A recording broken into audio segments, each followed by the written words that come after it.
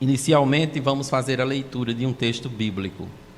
E aí eu convido os irmãos para nós abrirmos a Bíblia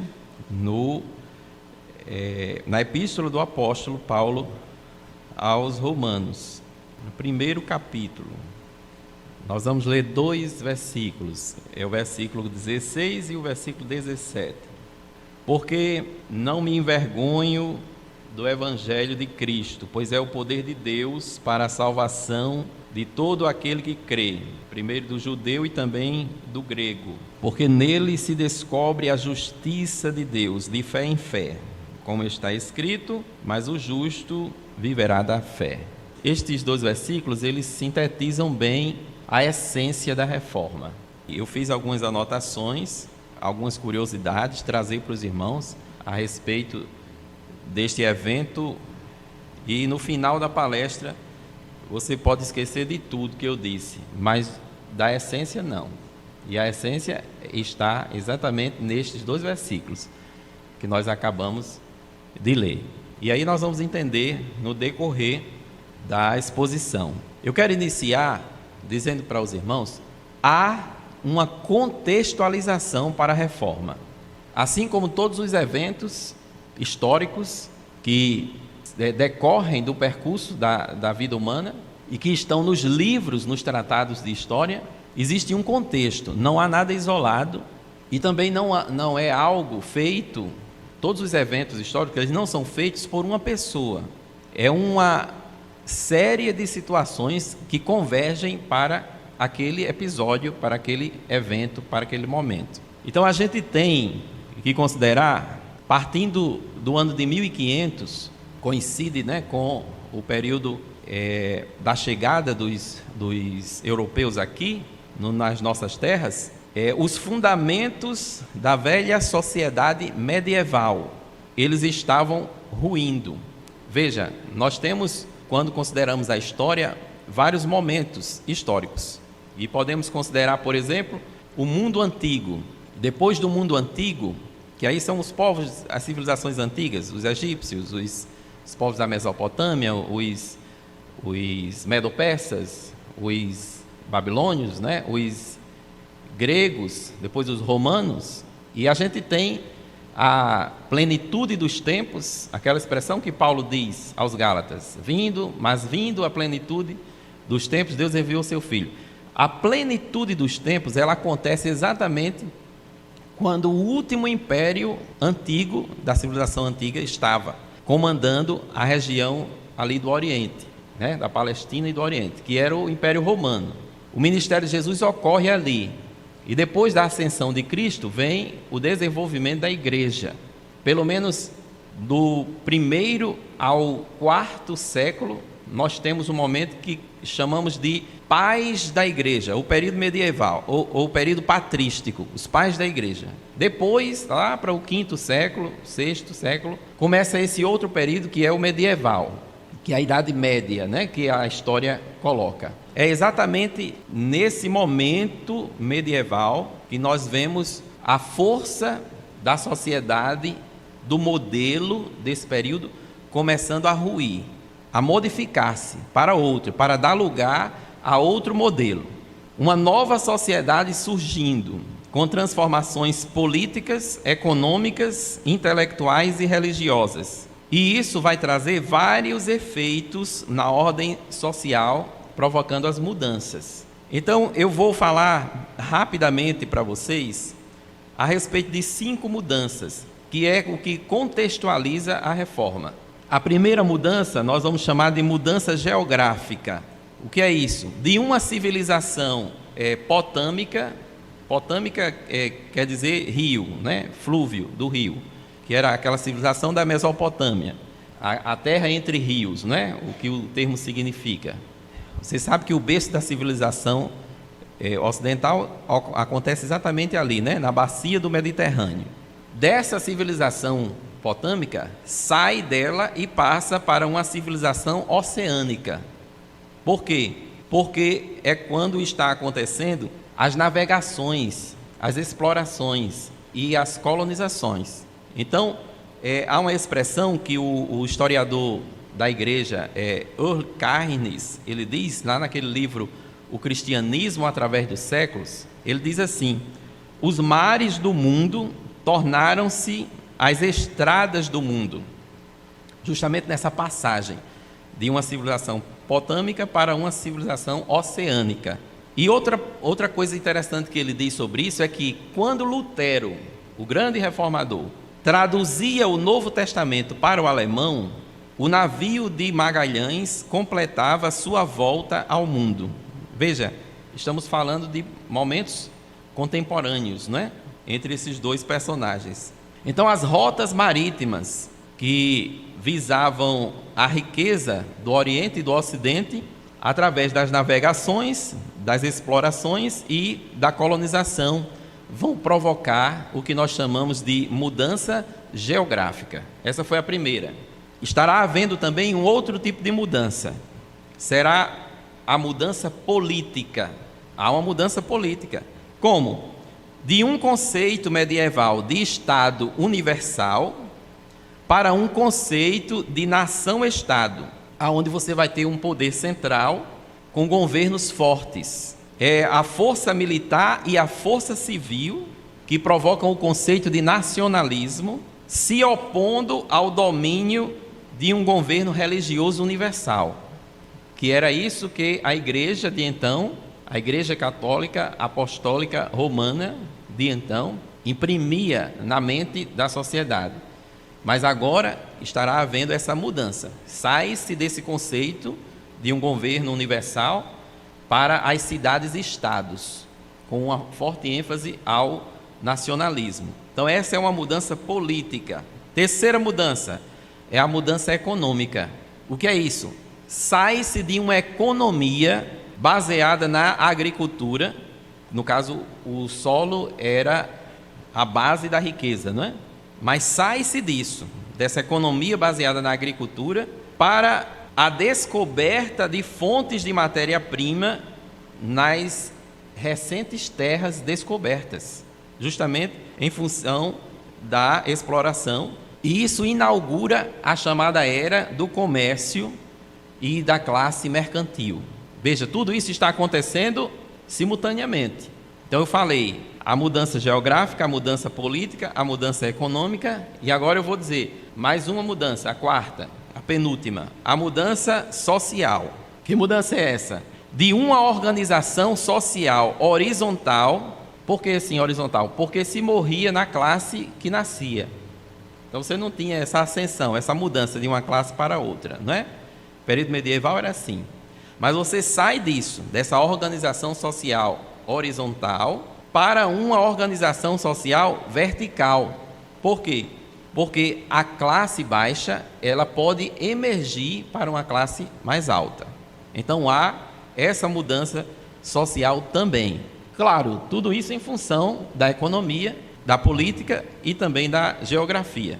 E agora eu vou falar da última mudança, que é a quinta, que contextualiza esse momento da reforma.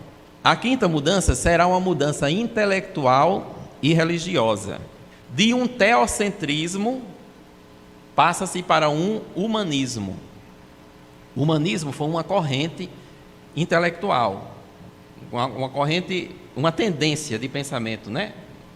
Em que os artistas desse momento, eles queriam uma maior ênfase nas potencialidades do ser humano.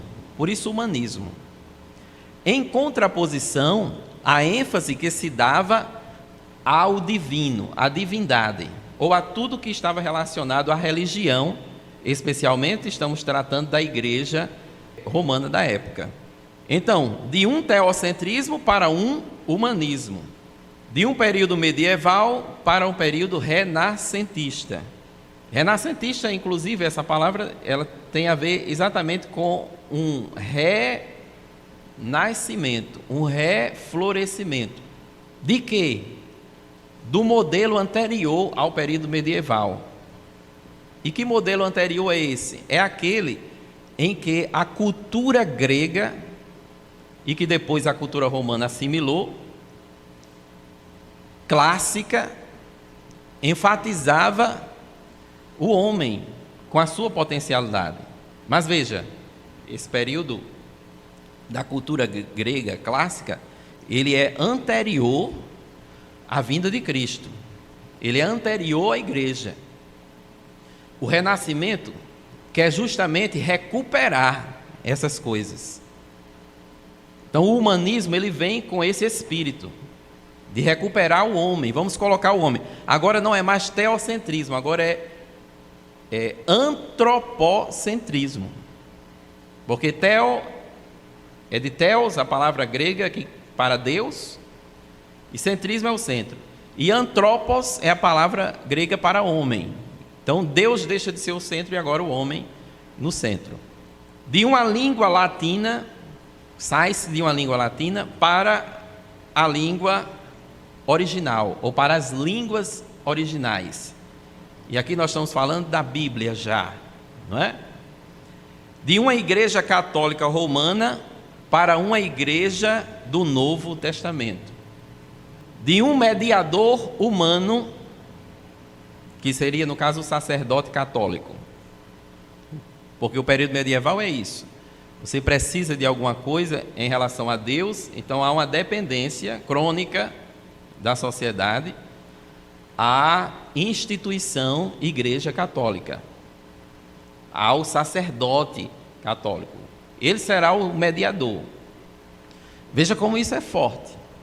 Ainda hoje há uma tradição católica que prevalece, especialmente quando você precisa fazer algum procedimento para voltar ao seu estado de pureza, através do que ele chama de confissão. Você não vai confessar-se simplesmente diante de Deus. Você precisa fazer uma confissão para este sacerdote, né? E eles têm até um espaço lá reservado para isso, que é o confessionário. Não é assim?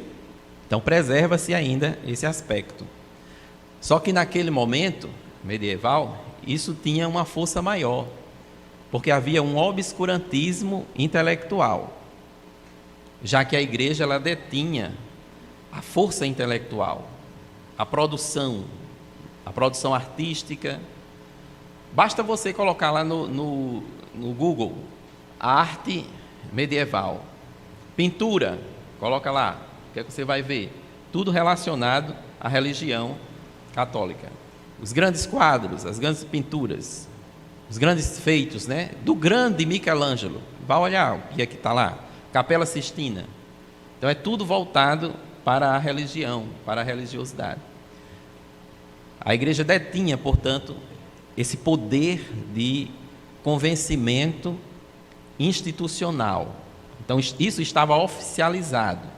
Então, se você não tinha um insight, uma luz a respeito de tudo isso, se você não era um artista, um intelectual, um produtor do conhecimento, você estava preso a tudo isso. Percebe o contexto? Então, de um mediador humano, que era o sacerdote católico, para a salvação pessoal e individual. O que é que o Renascimento vai trazer? Deixando a parte negativa, irmãos, porque é preciso analisar as coisas sempre à luz do seu contexto. E, obviamente, há abusos em todas as mudanças. Há interferência humana, porque é o homem quem está nesse processo. Se o homem está nesse processo, então haverá erros, haverá problemas, né? Todas as religiões têm problemas, têm defeitos, porque as religiões são ações humanas, são tentativas humanas, são recursos humanos empregados. A religião é isso. Mas saindo ou deixando um pouco de lado, até porque não dá tempo, teria que ser um curso, né? Essa parte negativa, o Renascimento trouxe algo de muito positivo, que é justamente o questionamento de algo que já estava fixo no imaginário popular. É assim, ninguém deve... A igreja tem o poder, dependemos do sacerdote, é isso e pronto, né? O crente agora, individualmente, ele será o seu próprio sacerdote. Esse é o resultado. O resultado, no caso, da mudança intelectual e religiosa. Então, pronto. Eu falei aí nas 5 mudanças que contextualizam a reforma. A reforma vai acontecer exatamente aí, diante de tudo isso. Vou trazer agora para vocês as interpretações da reforma. Por quê? Porque esse evento aconteceu, surgiu, mas há formas de interpretar isso. Alguém disse já que a história é isso, né? É alguém contando do seu ponto de vista. História é isso, né? O que é a história?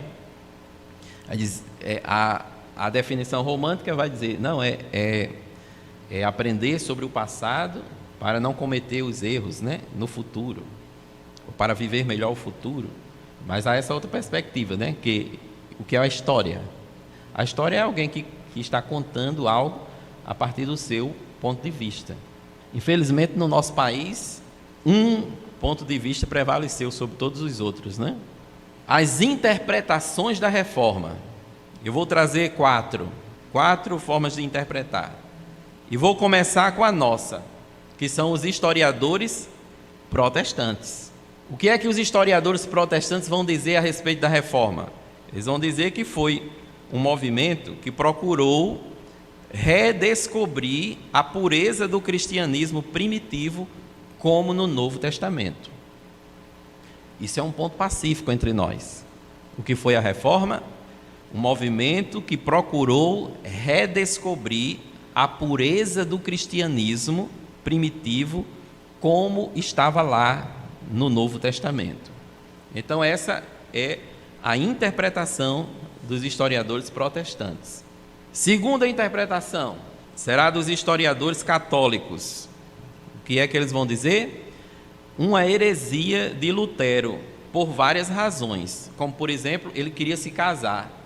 Ele fez a reforma por isso, que ele queria se casar. Então, foi uma heresia de Lutero. Historiadores católicos vão dizer nesse sentido.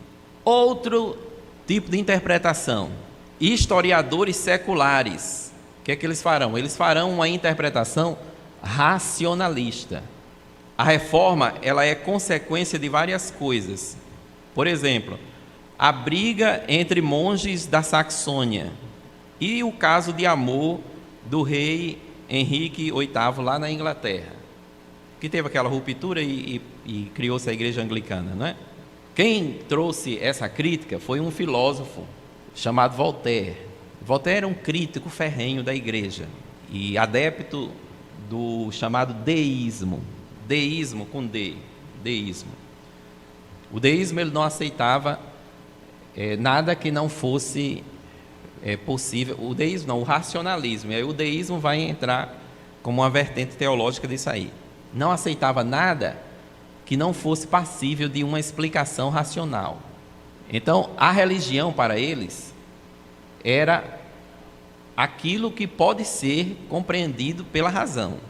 Então, qualquer movimento, qualquer episódio religioso tem que ter uma explicação desse ponto de vista puramente racional. E aí Voltaire, como era um grande crítico da igreja, ele vai dizer, não, a reforma foi isso aí.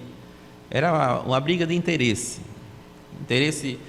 de política eclesiástica e também por causa de abusos dos reis, que queriam se aproveitar de algumas situações que a igreja não permitia. Então, a única motivação era essa, e simplesmente assim, não tem mais nada de sobrenatural, de querer, não venha com essa história. Porque a ideia do deísmo era até que Deus não interfere no curso da história. Isso é tão sério, trazer esse ponto de vista deísta, né, para a discussão, que eles vão desconsiderar até os milagres. Porque o que é um milagre? Ora, você tem as leis naturais funcionando. Todas as leis naturais, as leis físicas, elas estão funcionando. O que é um milagre? O milagre é uma interferência nessas leis. É uma suspensão temporária delas. Só que para o deísta, isso não pode ser explicado racionalmente. Porque você está colocando aí um elemento sobrenatural. Se as leis naturais estão funcionando normalmente, e você está me trazendo um elemento sobrenatural, então o milagre não existe. Acabe com essa história. porque Deus ele não interfere no curso da história. Ele seria como se fosse um relojoeiro, que ele fez um relógio, daqueles relógios que dá corda, aí ele deu corda no relógio, deixou o relógio funcionando, e nunca mais mexeu nele. Então Deus seria este ser, que fez o universo, deixou ele funcionando com as leis naturais, e nunca mais ele interferiu. Ora, irmãos, contra isso, a gente não precisa nem argumentar filosoficamente. Existem argumentos filosóficos que derrubam o deísmo. Eu até trabalho 2 desses argumentos no meu livro. Mas a gente precisa nem ir para esses argumentos. Basta a gente considerar aquilo que Meyer Pillman disse no livro dele, Conhecendo as Doutrinas da Bíblia. Meyer Pillman disse que a maior prova de que a Bíblia é a palavra de Deus é o poder de recuperação e de transformação que ela provoca. Todos nós temos uma história para contar. Este livro mudou a nossa vida. Uma vez, aquele pessoal que no domingo de manhã sai debaixo de uma sombrinha, de um guarda-chuva, e fica visitando o pessoal, chegou na casa do pastor Amizadai, que já dorme no Senhor, e eles sempre interpelam a pessoa fazendo uma pergunta, né? Aí você responde a pergunta, aí eles entram desenvolvendo o assunto. E naquele dia, o assunto lá da revistinha que eles querem vender era sobre milagres. E a pergunta inicial que eles tinham sido instruídos a fazer para desenvolver o diálogo era: milagres existem? Você pergunta isso, aí de acordo com a resposta, você começa a desenvolver. E aí chegou domingo de manhã, o pastor Mizadai já estava arrumado para ir para a escola dominical. Tudo bem, tudo bem. Não, mas é só uma pergunta que eu queria fazer. Pois não. O senhor acredita em milagres? Aí o pastor Mizadai disse: eu sou um milagre. Pronto, deixa eu ir para a minha escola dominical. É uma questão de prática, irmãos. Testemunho pessoal. Eu sou um milagre, você é um milagre. Eu não preciso ir atrás de argumentos para isso e para aquilo, porque os milagres estão aqui na nossa frente o tempo todo. Deus está interferindo, Deus está agindo, Deus está no processo da história. Por isso que eu quero concluir essa primeira parte dizendo para vocês que todas essas causas que contextualizam a reforma, elas são causas secundárias, pois as causas da reforma são múltiplas e complexas. Há uma variedade de explicações e de interpretações. Cabe até aquela interpretação esdrúxula dos historiadores marxistas, que falam no chamado determinismo econômico. Eles querem explicar tudo o que acontece na vida humana através dessa dinâmica do capital, que Marx até errou no próprio conceito dele, do que seria isso. Mas eles querem interpretar toda a história em função desse determinismo econômico, né? Até uma interpretação esdrúxula, porque ela é puramente materialista. Não há espaço nenhum para algo que transcenda, para algo que esteja no plano sobrenatural. Mas até assim, há um espaçozinho para você dizer que foi por causa disso. O problema é quando você quer reduzir a explicação a um fator. Nós vimos que teve vários. Não há vários fatores? Então eu não posso reduzir a um. O que eu posso constatar é que todas essas causas, elas são secundárias. E por que são secundárias? Porque há uma causa primária. Há uma causa primária para tudo isso. E que causa é essa? É o fator teológico da reforma. Que é aqui onde entra a palavra de Deus. É aqui onde entra o Espírito Santo. É aqui onde entra a interferência divina no plano e no percurso da história. O fator primário da reforma é teológico. Ele não é material, ele não é político, ele não é social, ele não é econômico, ele não é geográfico. Ele é teológico. E até estes que querem uma interpretação secundária, eles se rendem ao fato de que a essência, a motivação era teológica. E eu quero trabalhar com vocês exatamente esse ponto do fator teológico a partir do segundo momento. E aí por quê? Para concluir, eu vou citar uma frase de um dos mercadores ou vendedores, do momento, em que ele dizia assim, olha, com a venda de indulgências, por causa da venda das indulgências: assim que uma moeda tilintar no cofre, uma alma sairá do purgatório. E aí Lutero, ele se revoltou com isso, e em protesto, o que é que ele faz? Ele afixou as 95 teses na porta da igreja do castelo do Wittenberg, desafiando os teólogos católicos para a discussão. As 95 teses que ele fixou lá foi um desafio teológico. Eu quero discutir isso com vocês. Então, no próximo momento, eu vou trabalhar com os irmãos o fator teológico. Amém.